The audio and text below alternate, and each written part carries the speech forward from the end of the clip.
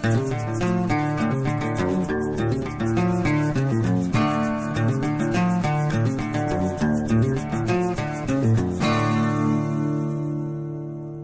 guys, I'm out here with Boon, and we've got our straight line poles, as you'll be able to see behind me. And there's a lot of reasons that I love using poles, and I wanted to go through the introduction with them. I've not done this with Boon yet, but I'm going to use them in a lot of imaginative ways.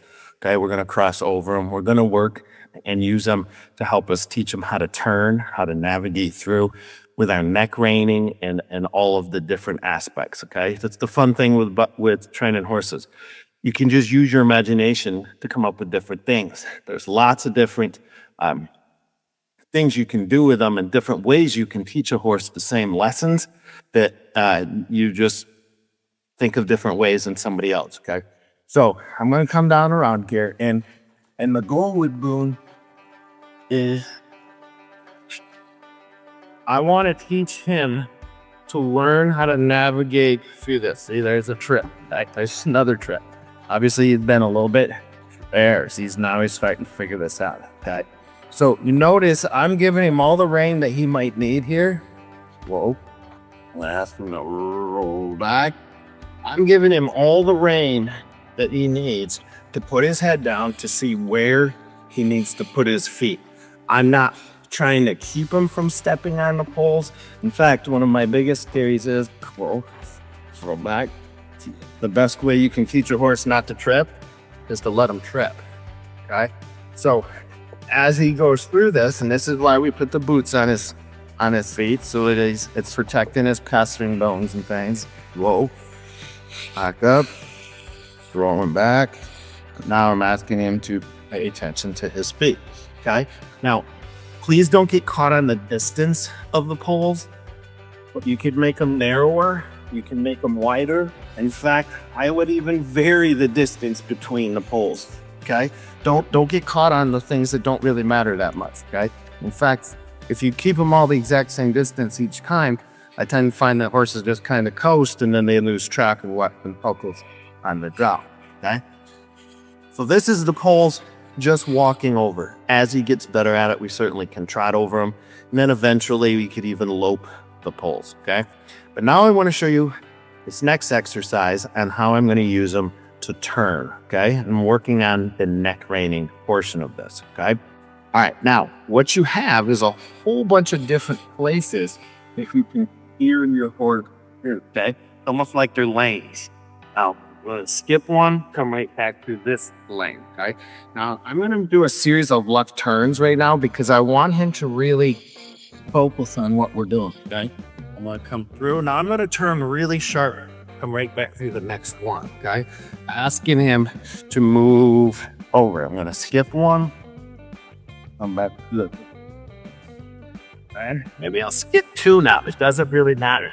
But I'm asking him to move over, okay?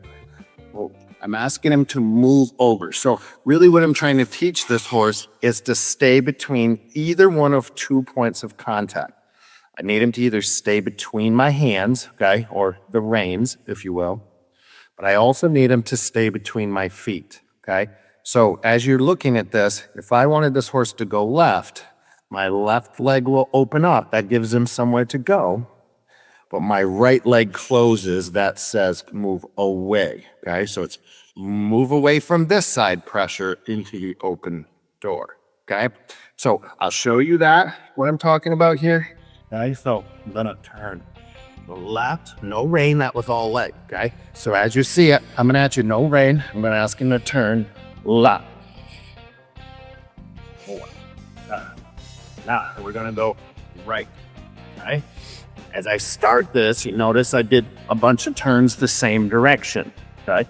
Now I'm coming back, Ishachi. Last would come back to here, step over, okay?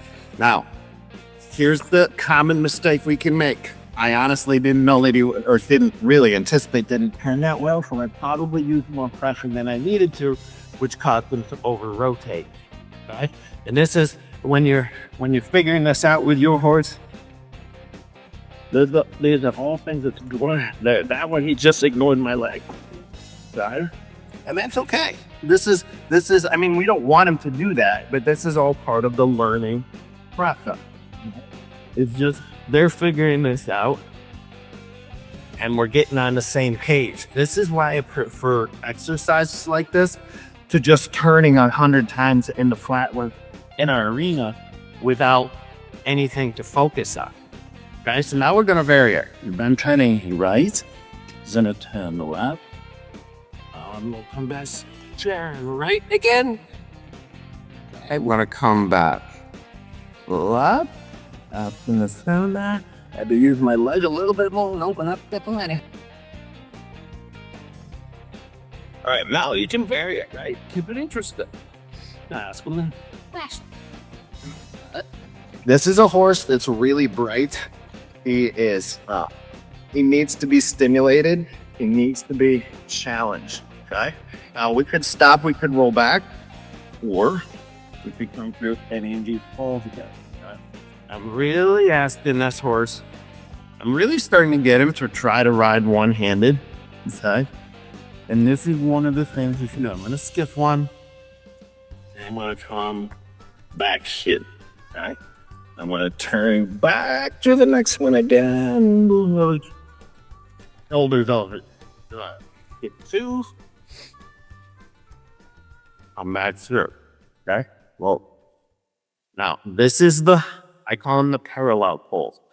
Please understand, it doesn't necessarily matter whether if you would take at least 3 probably, but anything more than that is fine. But don't get caught on the number. Don't get caught on the distance apart. I would vary it. Keep it interesting. As he gets better at this, a couple things we can do to make it more challenging is we can either move them closer together. That would be one level of difficulty.